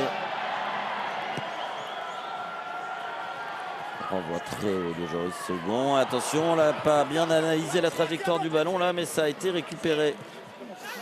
C'était Mensa qui était bien placé là pour suppléer son bloc de saut. Maintenant, on va repartir sur à se rapprocher de la ligne des 15 mètres pour ouvrir l'angle là, exactement. Pour plutôt se rapprocher de la ligne. Ouvrir l'angle, c'est plutôt dans l'autre sens. C'est plutôt pour éviter qu'il y ait trop d'espace là avec la ligne de touche. Et la gestion de ce match de Charlie Cassan est impeccable pour le moment, hein. Allez, la chandelle de Léo Barré initiera la réception, mais Justin Bourreau aussi. Pas de faute, évidemment, les deux sont allés au ballon. Et le ballon récupéré, hein. Il y a eu un contest. C'est la même pénalité que précédemment sur Lester Etienne. Justin Bourreau qui est impeccable dans les airs, exactement. Et le soutien qui tarde à venir, il me semble que c'était Jérémy Warnet qui avait Pas terrible gratteur aussi. Il gratte ce ballon, je suis pas sûr. Pas sûr parce que là il arrive de loin quand même. Et Joris Second qui lui a tout de suite demandé à son capitaine de prendre les points. C'est Lucas Peyres-Blanc. Ouais, parfait sur ses appuis et magnifique contest de l'ancien Biarro qui avait commencé le sport en étant champion de pelote basque. Et forcément en infériorité numérique, intelligent Joris Second qui déjà pour faire tourner le chrono, vous voyez il reste 30 secondes, il va certainement aller au bout. Et c'est Rourou qui se prépare certainement à remplacer Charlie Caffan, auteur de très belles prestations. Et il va prendre son temps pour faire tourner le chrono du carton jaune, mais il aurait pu rater 10 secondes. Et il ne va pas la mettre cette pénalité. Le score qui reste à 19 à 10. Et Gavin Stark lui aussi prend son temps. Ouais, sur une pénalité, ce sera en renvoi 22, pas en renvoi 22. En début de transmission, là, je il prend beaucoup de pénalités lointaines. C'était très dur celle-là. Évidemment, il a la distance, il a une longueur de bloc assez impressionnante, mais c'est vrai que là, malheureusement, il n'a pas réussi à trouver la cible. Charlie Cassan qui a crédité d'un bon match, là, il a bien géré le jeu de son équipe, il a été très propre sur ses jeux au pied. De l'ancien Clermontois. Et il est remplacé par Roux, l'ancien des Auckland Blues et de Provence. Habituel titulaire cette saison, il a eu connu 10 titularisations. Mais aujourd'hui, Charlie Cassan lui a été préféré et nous a offert une très belle perf. Allez, Léo Barré, une nouvelle chandelle. On en aura vu déjà au pied dans cette rencontre, Julien. Et Justin Bourreau est toujours aussi impeccable. Impeccable sur ses réceptions. Et attention au contre de Moses Alo-Emile, pas forcément plus rapide que le demi de Mélé Rourou. Par contre, les Stérétiens met la pression. Oh, il s'en sort parfaitement, Rourou, même si le ballon ne sort pas. Et peut-être là, dans le désordre, attention, on se gêne entre coéquipiers du côté de Brad Weber et Léo Barré. Mais c'est conservé avec la charge de Peyres-Blanc qui a choisi de passer entre deux joueurs. Macalou à son tour, attention, on plonge peut-être côté Stade Français pour déblayer. Voilà, passe à l'aveugle de Paul Alo-Emile. Moses Alo-Emile cette fois-ci. Ils savent tout faire, c'est beau. Second qui feinte la passe et qui tente de prendre l'intervalle, mais très beau retour de Credos. Il n'y a pas de surnombre, et c'est un contre-rock complètement valable de Fabreg. Et derrière, on s'est mis à la faute côté parisien. Alors, pourquoi? C'est une d'orgueil, évidemment. Le contre-rock était bon. C'était Credos, il me semble. Credos, c'est celui qui a plaqué Joris Second. Contre-rock, le 10 est hors jeu et il joue le ballon. Là, on revoit le contre de Vanessa Alo-Emile. On a senti venir le contre sur Miotti, ensuite le bon retour de Rourou. Et là, on va voir Joris Second qui va tenter de s'infiltrer. Credos qui arrive à le plaquer. On va jouer, c'est Fabreg le contre-rock. Et du coup, Second va se relever. Ah oui, il joue le ballon alors qu'il est au sol. Merci. S'il l'avait laissé à Marchant, il n'y aurait eu aucun problème. Et Marchant l'avait dans les mains. Dommage de la part de Joris Second. Et ça y est, le carton jaune va revenir. Les 10 minutes sont écoulées. Et ça fait du bien pour Oyo. Cette pénalité avec la très belle touche trouvée et le retour du coup de Michael Ivaldi et aussi de Julien Delbouis qui... Carton jaune qui revient. Est-ce que Michael Ivaldi est rentré ou est-ce que Lucas Peyres-Blanc est resté sur le terrain? Rory Cocotte s'apprête lui aussi à faire son entrée. Est-ce que c'est les 12 noirs que tu veux faire? Changer à charnière côté parisien. Ouais, puisque Zach Henry se préparait aussi avant qu'il rentre à l'arrière. Et il y a du changement avec Jules Soulan qui rentre. Alors il peut lui aussi jouer 10 ou 15.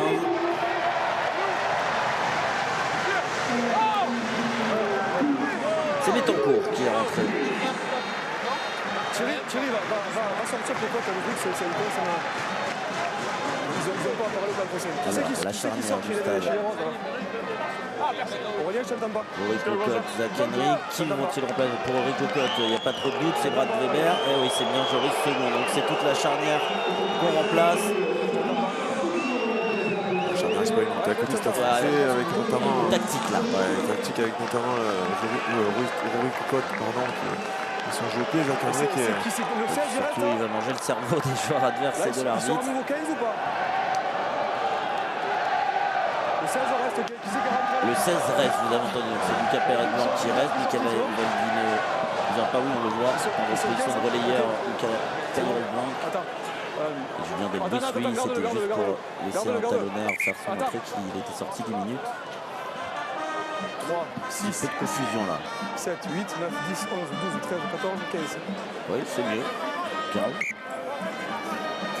Il vaut mieux être sûr aussi, il a raison. J'imagine qu'il y a les arbitres assistants. Oui, qui sont là pour il y a faire les leur 4e boulot et aussi, 5e, ouais. Et le très beau compte de Azago. Et tout de suite, Henri Cocotte qui se met à l'œuvre avec ce très long jeu au pied. Et Justin Bourreau renvoie le ballon dans le camp parisien. Il ne trouve pas la touche, mais Zach Henry. Chandelle de Zach Henry.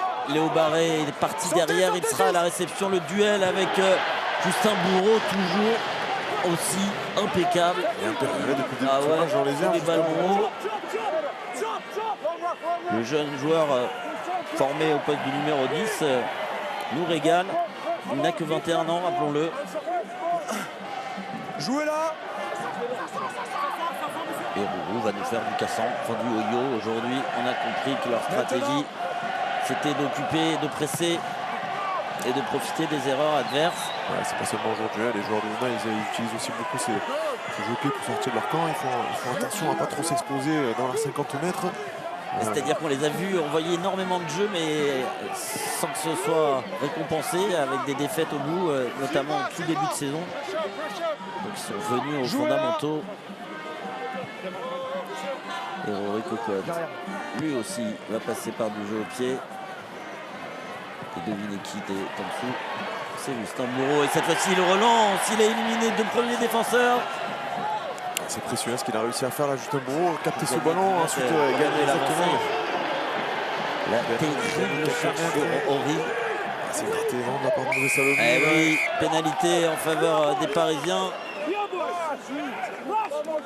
Stop. Henri Cocotte, ça fait 2 minutes qu'il est entré. Il est déjà en train de se... On a vu Vautois gagner son premier duel face à Julien Henry. Ensuite, c'est un peu coupé de ses soutiens. Les soutiens n'ont pas été assez réactifs. Et Ouais. c'est Moses Salomé qui est venu mettre les mains sur ce ballon et gratter le ballon au niveau de ce ruck. Et on va en touche, 9 points de retard. Même si on a pu attendre. Elle était quand même pas facile. On revoit la relance de Justin Bourreau qui élimine les Storétiens. C'est la terrible charge de Vautoa. Excellent contest, Mauvais Salomé.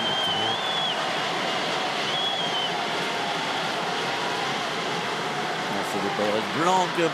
Parfait dans les mains, dans les bras de Macalou, le ballon porté qui avance bien même. Il est bien construit ce ballon porté. On a décidé de sauter côté Et Luna. avantage en Forcément, on est en retard au sol. Parce qu'il continue à avancer. Non, sortez. Il continue à avancer. Pérez Blanc qui s'est sorti de ce mot. L'avantage en cours. Henri Cocotte qui demande le ballon à Laïf Fonois qui charge mais qui est refoulé par deux joueurs d'Oyo, dont Théo Millet. Le crochet intérieur de Jérémy Ward qui demi-tour contact et qui marque, me semble-t-il, non? Il a marqué sans même plonger, il a tendu le bras. Double canet côté Oyo. Mais il n'accorde pas l'essai, ce qui est très surprenant. J'avais manqué. Il n'a pas vu l'arbitre. Capitaine. Il va demander la vidéo. Bah oui, parce que ça semble très évident. 2 entrées latérales.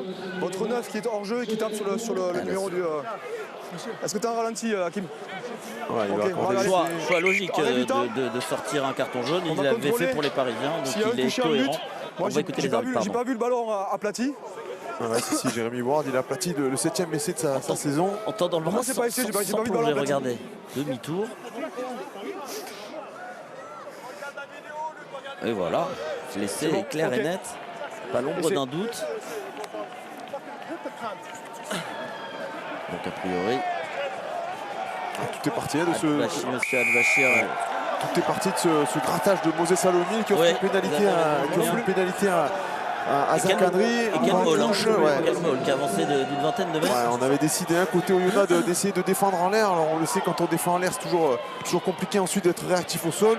Et on se met à la faute et c'est Jérémy Ward. Le capitaine parisien, il a 3-4 défenseurs. Il arrive à se sortir là de ses défenseurs et venir aplatir au pied des poteaux et rapprocher, de revenir à 2 points. Marquer son 7e essai de la saison, qui devient le co-meilleur marqueur avec Damien Penaud. Jérémy Ward. Monsieur Stade, Julien. Et ensuite là c'est un tournant dans ce match. Côté, oui, parce qu'ils sont à 14 les Oyonnax. On marque un essai, on prend un carton côté Oyonnax, pardon. Vont-ils refaire le coup de Bordeaux?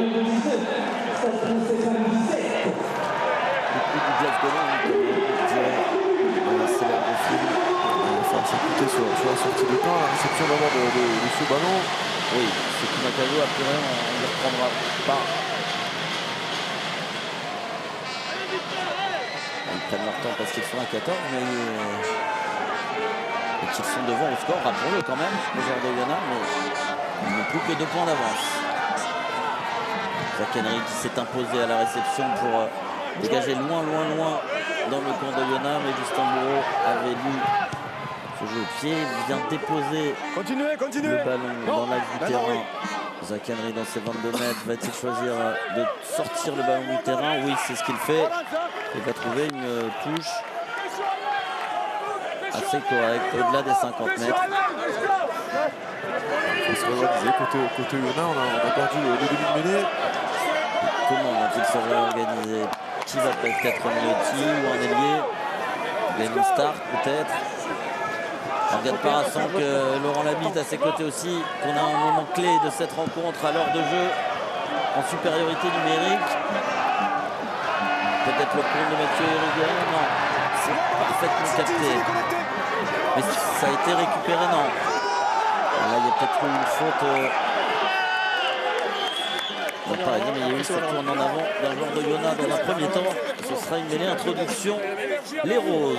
Mathieu Irigoyen qui devait mettre la pression là, sur Rui Grace, il me semble. On a réussi à lui perdre ce ballon. Victor Lebas a été cherché en touche et c'est bien Rui Grace, Julien. En place, Noir, en place, de venir attaquer le ballon. Ouais, par grosse pression de Mathieu Irigoyen qui réalise une saison excellente. Il avait bien anticipé ce jeu après ce faux ball là. Mathieu Irigoyen, il s'était infiltré par l'axe évidemment. Ouais, il fait une grosse saison. Mathieu Irigoyen, il avait eu la saison dernière, il avait eu du mal à se mettre dedans avec tout le nombreux changements qu'il a connu, c'est normal. Il a fait quelques mois pour s'adapter. Depuis la fin de saison dernière et le début de cette saison, il a vraiment pris une nouvelle dimension dans cette équipe. Il a même élargi de sa palette parce qu'on le voit parfois au poste de numéro 8. Attention au départ de Rory Cocotte avec du gaz. Le jeu au pied rasant à la course, Etienne et Stark, mais le ballon qui sort en touche. Ouais, bon choix de Rory Cocotte. Là, il vient encore mettre. C'est un jeu au pied de pression. Ouais, et puis il y avait côté Oyonnax, on n'a pas de numéro 9 en défense, donc on laisse Rory Cocotte manœuvrer. Avec son pied gauche, il arrive à déposer le ballon. Évidemment qu'il voulait passer devant Etienne. Il voulait le laisser dans le terrain. Chez vous. C'est toujours pareil. Maintenant, on va mettre la pression sur l'alignement. Il a pris un risque en laissant ce rebond. Grace, mais il a parfaitement capté ce ballon. On a pris le risque d'envoyer le ballon sur un des blocs de l'alignement. Côté Oyonnax, il ne pas s'exposer au contre parisien. Attention, c'est pas Calou. Prennent des risques, ils jouent avec le feu, mais là c'était humilié, me semble-t-il. Léo Barret qui envoie une diagonale pour son capitaine Jérémy Ward qui commet un en avant, me semble-t-il. C'était vers l'arrière, donc il y aura une touche Stade Français puisque derrière a été projeté en touche. C'était bien vu de la part de Léo Barret. C'est dommage, peut-être que Jérémy Ward aurait pu essayer de se saisir ce ballon avant le rebond. peut-être un petit homme avant quand même. C'est vrai qu'il est touché le ballon. Ok. Il l'a touché, mais ouais, c'est Ok, merci. Hakim Al-Bashir qui a rectifié. Il avait dit en arrière, monsieur l'arbitre, il a le droit de se tromper et il a le droit d'être rectifié par son. C'est dommage, hein, Jérémy Ward, il s'était bien replacé, il n'était pas en jeu.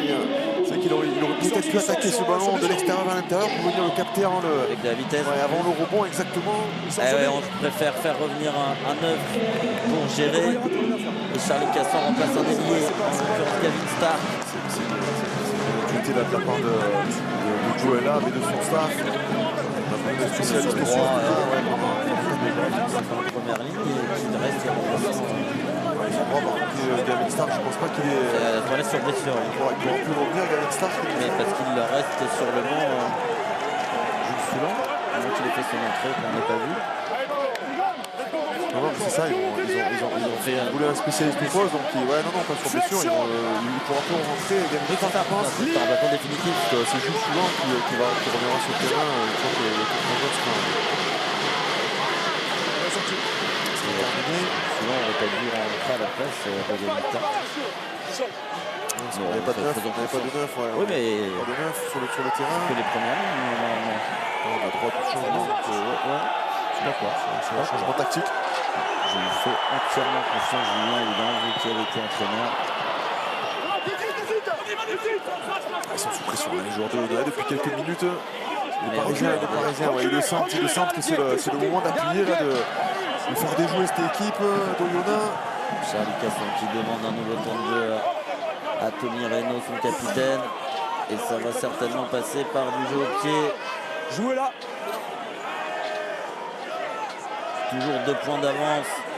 Toujours à 14 les joueurs de Oyonnax pendant encore 3 minutes 30.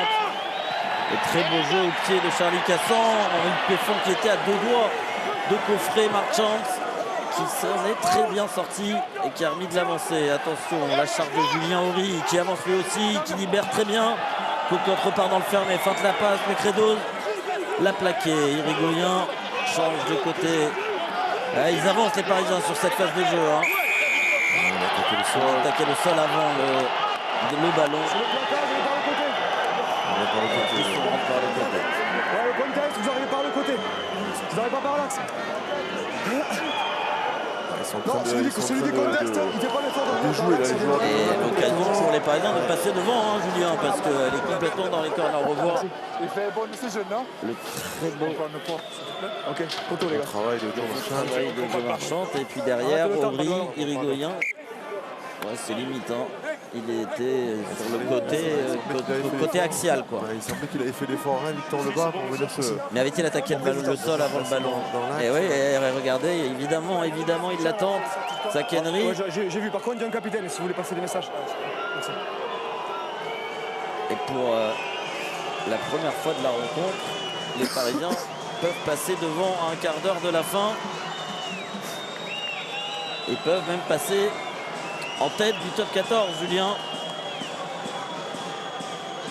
S'ils venaient à s'imposer pour la 2e fois consécutive à l'extérieur, ça fait plus de 10 ans qu'ils n'ont pas gagné à Oyonnax. La dernière fois qu'ils se sont imposés à Charles-Maton, c'était en 2013. Mais il reste un quart d'heure. Et Zach Henry, impeccable, le Stade Français qui mène 20 à 19, qui passe devant à un quart d'heure de la fin. Ils sont en train de réaliser un très gros coup, Julien. Ils sont déjà imposés à 3 reprises à l'extérieur cette saison. Hein, c'est évidemment C'est la meilleure équipe à l'extérieur. la deuxième meilleure équipe. A été à égalité avec le Racing.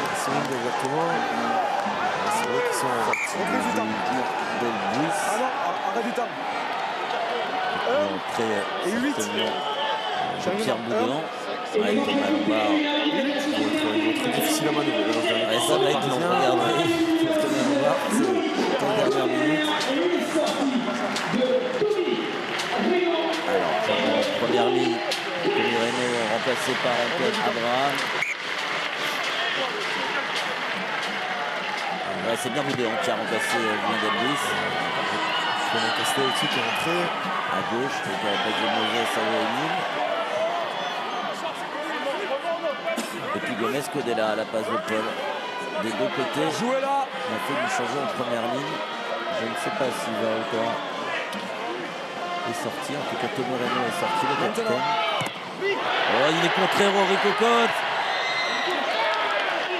Et ça oblige Zach Henry à dégager dans l'urgence et à trouver une toute petite touche. Voilà, c'est Fabreg qui est venu contrer le demi-mêlée international.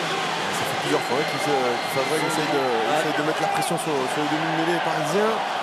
Il est senti pas la peine de placer plusieurs avants pour reculer le ballon, comme le petit train-train. On aurait pu rajouter un joueur côté parisien pour allonger ce ruck et donner du confort, notamment avec Cocotte pour exécuter son jeu au pied. Alors, on n'était pas prêt. Donc on va la faire refaire ou est-ce que. Il y a eu une faute. Non, on l'a fait refaire. Vous la refaites sans rentrer sauter. Merci. Il signale une faute, mais sans fonctionner. Alors qu'on a aperçu aussi dans cet alignement Loïc Godener, l'ancien parisien justement. Vous le voyez avec son bandeau rouge et son numéro 19 dans le dos. Et la faute de Julien Horry ou d'Alaï Faunois. C'est Julien Horry, mais je suis pas sûr qu'il ait commis la faute là. Julien Horry, ça semblerait c'était le premier joueur sur ce ballon. C'est qui, capitaine? Et là, ils vont certainement, on a tenté quand même. Miotti qui est à 100%, ils ont un point de retard. Et en plus, ils vont être et voilà l'entrée du porteur de tir Vincent Devati et sa belle foulée. Alors, on va revoir. En fait, il s'est fait déblayer par un coéquipier. C'est un peu dur pour Julien Horry. Il était le premier sur ce ballon. Il avait mis les mains au ballon. Ouais. Les soutiens offensifs côté lyonnais étaient passés à côté. 5 sur 5 pour le moment pour Domingo Miotti.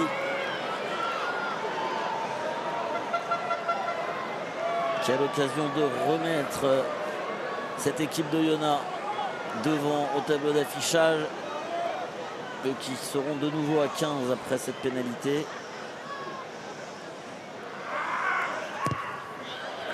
Et le sans faute ne continue pas, elle passe, elle fuit les poteaux à gauche.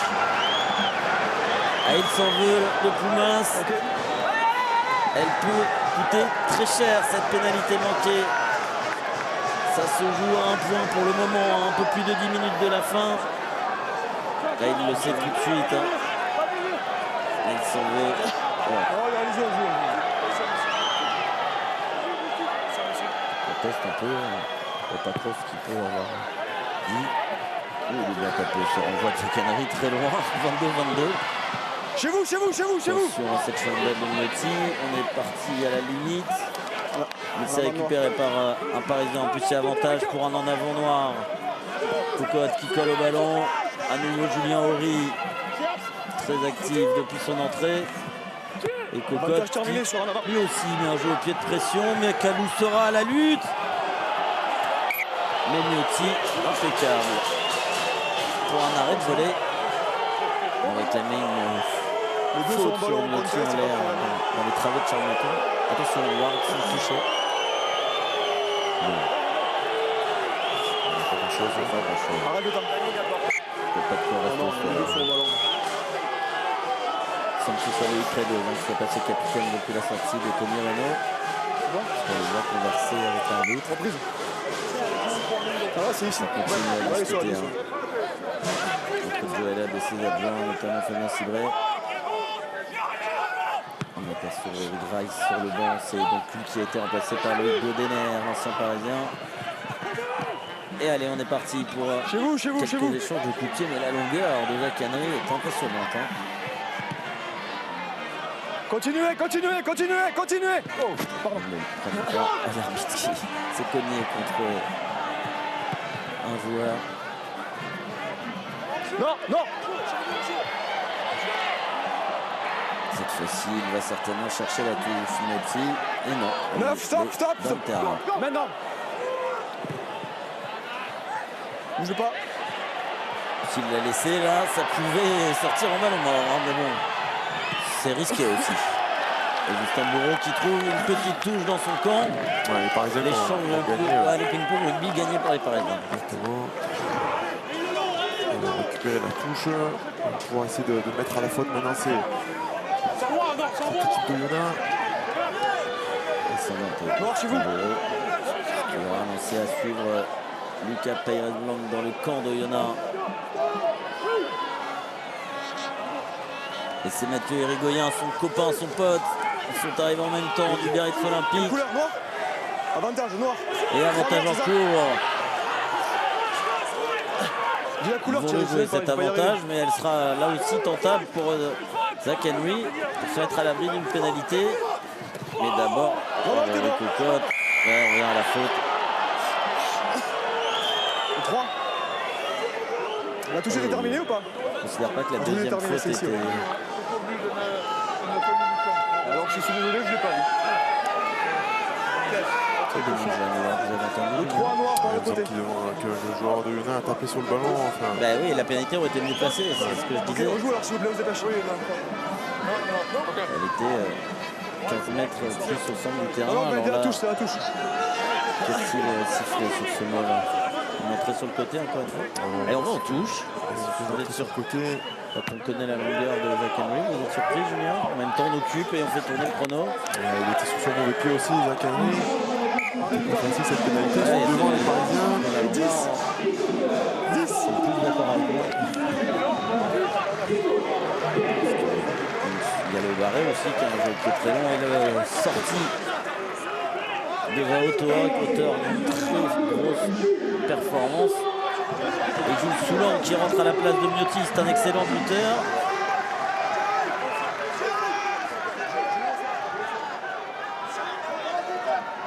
Est-ce que c'est Rourou? Oui, Rourou a remplacé. Mais non, Charlie Cassan est toujours là aussi. Il y a Rourou et Cassan. Rourou, il a dû rentrer là. Rourou était dans le couloir. Et c'est Cassan qui est passé à l'aile. Et un nouvel avantage, celle-ci, elle sera peut-être plus tentable. À moins que les Parisiens jouent cet avantage. Non, ils ne vont pas derrière la ligne, ils se font intercepter. Et celle-ci, elle est clairement tentable. Et vous avez vu un bras demander les 3 points côté parisien. Un bras rose. 16 côté. Là aussi, il y a un peu de cohérence, c'est-à-dire qu'il a sifflé beaucoup de Parisiens pour des entrées sur le côté en première période. Ah oui, là, il n'y a pas l'ombre d'un doute. À 10 mètres, monsieur, s'il vous plaît. Devant l'arbitre en plus. Ça ne doit pas plaire à Joel Abd, ce genre de faute. De concéder ce genre de faute. D'autant plus qu'ils n'avançaient pas, les Parisiens. Tout durant, là, c'est vrai que c'est assez clair là, devant la vue de monsieur l'arbitre. Et il passerait à 4 points d'écart en cas de réussite de Zach Henry, qui obligerait les Lyonnais à marquer non pas une pénalité mais un essai.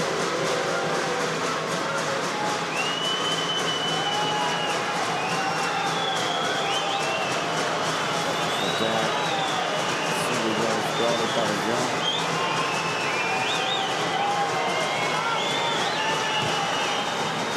Et le ballon qui passe entre les poteaux, magnifique. Pénalité de l'ancien Palois. Et le Stade Français qui mène désormais 23 à 19. Morgan Parra debout ne tient plus en place. Et Zach Henry qui tout de suite remobilise ses coéquipiers pour assurer cette sortie de camp.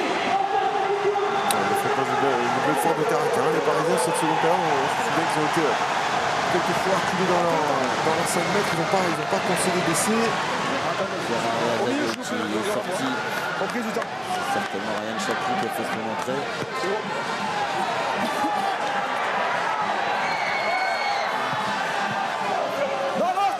C'est parfait pour le Mathieu Irigoyen. Cette fois-ci, on va donner un peu plus d'air au ballon. Voilà, en le reculant. Il ne peut pas se faire contrer. Il est toujours là, il veut Favrel. Le 3, c'est légal. Il est plus loin. C'est bon, ils sont revenus au jeu, pas de problème. Ce jeu au pied de Rory Cocotte, bien réceptionné par Rourou. Mais attention parce qu'il a été plaqué en l'air. Enfin, maintenu en l'air, pardon. Mais il a réussi à passer par le sol. Avec la charge de Godener, Macalou au ballon, il est le premier. Eh mais oui, mais par contre, frustré de ne pas avoir été récompensé pour son contest. geste de frustration, il a tapé sur le ballon, il le sait très bien qu'il n'a pas le droit. En revanche, son contest aurait peut-être pu être récompensé. L'arbitre les doit le lâcher, mais c'est vrai que c'est dommage là encore une fois de concéder cette pénalité. Les Parisiens ils sont pas du tout en difficulté au niveau défensif. Et là, à 5 minutes de la fin, est-ce que vous revenez à un point ou est-ce que vous allez chercher l'essai ils sont en touche les joueurs de Luna. Ça, c'était le temps. Le test du bon, il a réussi à gagner l'espace par rapport à Fabreg, comme ça derrière.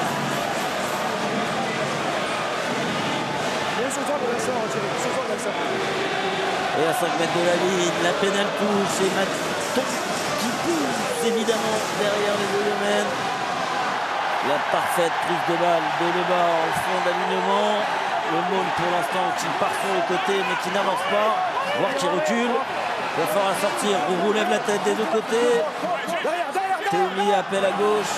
Charlie Cassan vient se proposer. Il est bien à l'aile, Charlie Cassan. Il y a du monde là. Justin Bourreau qui accélère. Mais pris par Jérémy Ward. Roux dans le fermé. Et il aime ça, Henri Cocotte. Il est allé plaquer son vis-à-vis, mais ne l'a pas projeté en touche. Et le pick and go de Godener qui avance bien, l'ancien parisien. Roux avec tous ses remplaçants, les avants Thibaut Berthaud. Oh, il pousse. Et ils sont 16 là parce que Charles Maton pousse aussi. Encore une fois Godener. Attention les joueurs de Luna s'ils veulent faire la différence là.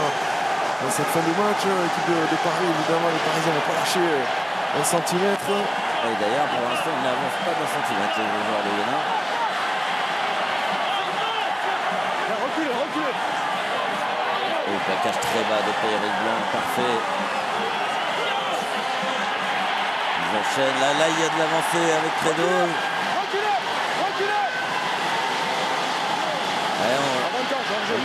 L'avantage en cours, ça veut dire qu'ils auront quoi qu'il arrive une autre possibilité. Godener qui peut transmettre à son coéquipier Théomier. Et les trois quarts qui changent de gauche à droite sur chaque ruck. Roux qui lève la tête, ils vont peut-être tenter quelque chose vu qu'il y a eu un avantage. La croisée avec Fabreg. Là le contest parisien va être récompensé, du coup on va revenir à l'avantage. Irrespirable, Julien. La fin de match. Les Parisiens qui ne lâchent pas évidemment 1 centimètre devant la rembute. Les joueurs de Luna qui essayent de faire la différence. Évidemment, on va la jouer à la main. On va choisir la mêlée. Il y a plus de hauteur. Mêlée, il y a peu de chance quand même. Même si on a changé toutes les premières minutes, on était assez dominé dans ce secteur.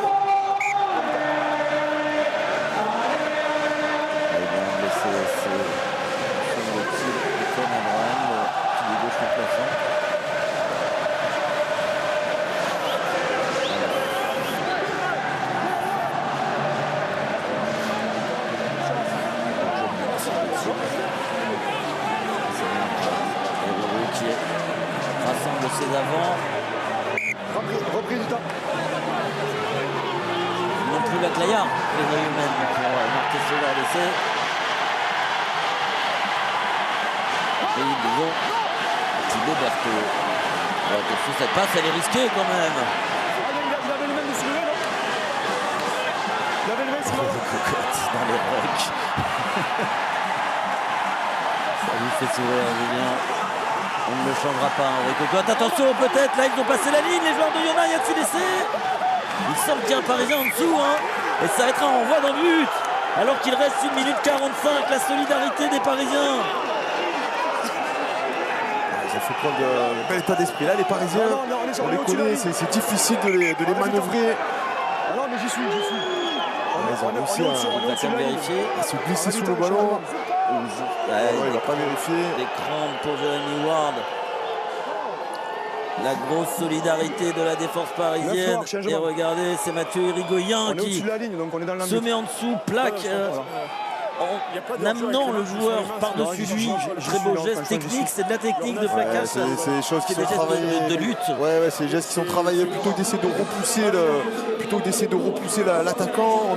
On l'absorbe exactement, on l'absorbe et on se glisse sous le ballon. Il a sauvé la patrie, tout simplement, Mathieu Irigoyen. Et regardez, c'est un patron, c'est un leader. Ouais, c'est des choses qui sont travaillées, notamment par l'entraîneur de défense Paul Gustave. Ça prouve tout de l'importance qu'il est en train de prendre dans ce groupe. Il les a sauvés. 0 faute, dit-il. Il reste une minute, là, ça va être... il va falloir bien défendre cette dernière possession côté pour les Oyomen. Vous me le changez, c'est comme un grand coup les Parisiens s'ils arrivaient à s'imposer une deuxième fois à l'extérieur consécutivement après leur victoire face à Bordeaux du week-end dernier. Changement. Voilà, chez les Starétiens qui a lancé Koumakalou, pardon. Ça s'arrête pas, vous me le changez. Allez, il saigne donc. Comme pour les dents, il demande à le faire sortir. Monsieur Castille. Ah oui, il y a laissé. C'est tard.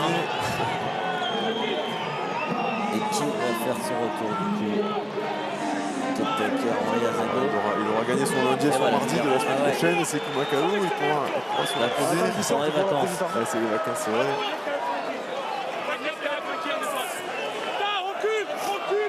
Attendez. Ah mais je vais me pousser. Ah oui, il y a du stress là dans Attendez, tu sortes. le staff technique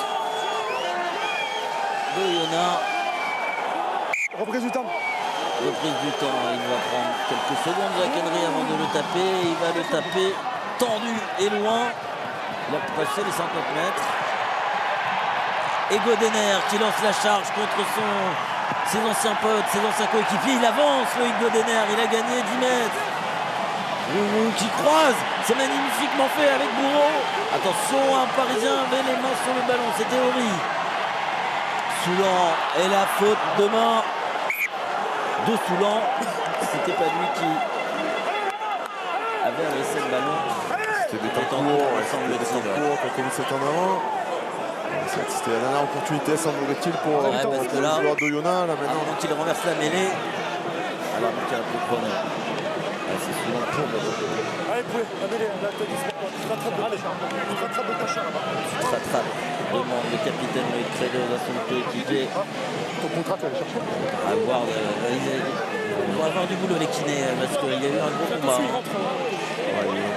Les Parisiens, ils ont réussi à faire front, notamment dans cette deuxième mi-temps. Ils ont pas trouvé le ballon, mais ils ont réussi à bien défendre, empêcher ces joueurs de Oyonnax de passer la ligne, de franchir la défense.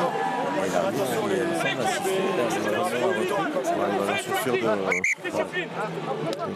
de gagner cette mêlée aux Parisiens pour remporter ce match. On fait revenir Gélédan puisque c'est Teddy Durand qui sort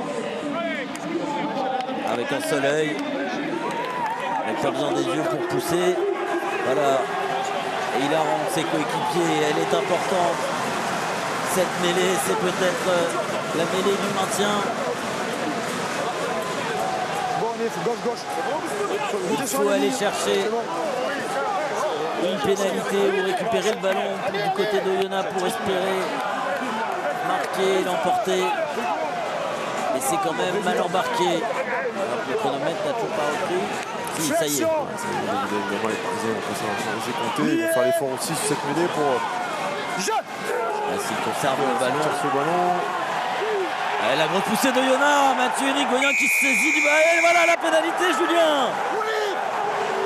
On le disait, attention, parce que ils n'ont pas encore marqué quand même. Mais ils s'offrent une chance.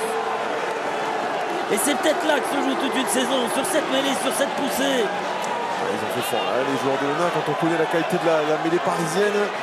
Sur une dernière mêlée, venir gagner cette pénalité. Petite touche trouvée par Jules Soulan, mais elle a tourné. Bel effort de la première ligne, notamment de la première ligne de Oyonnax. J'ai les dents, Abraham et Berthaud. Ils vont se trouver une balle de match avec cette touche et ce ballon porté. J'imagine qu'ils vont essayer d'asséner aux Parisiens. Ils sont à 10 mètres de la ligne. Il reste encore... Il reste un ballon. Exactement, il va falloir d'abord arriver à taper ce ballon. Quel suspense. Il n'a pas sauté, les défenseurs parisiens. Il n'a pas sauté, semble-t-il, là, les défenseurs parisiens. Et c'est Mathieu Irigoyen qui saute et qui empêche les Oyonnax de construire un ballon porté. Du coup, il faut tout reconstruire à zéro avec la charge de Godener.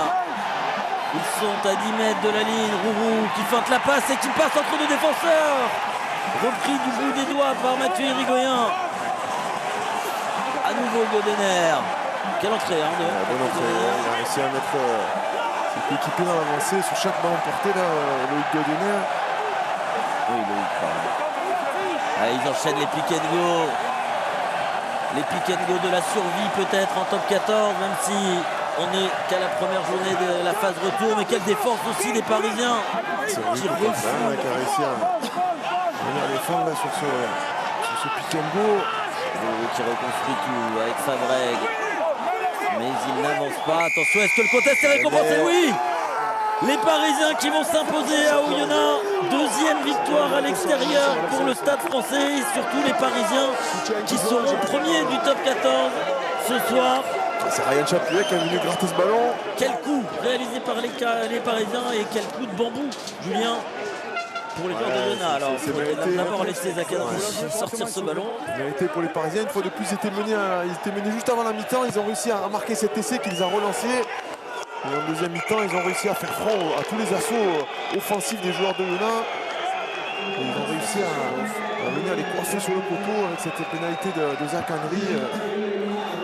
À la 74e minute, il me semble. Exactement. Et on va revoir. C'était les lignes sur la ligne de défense parisienne. Et c'est bien Ryan Chapuis qui a mis les mains sur le ballon.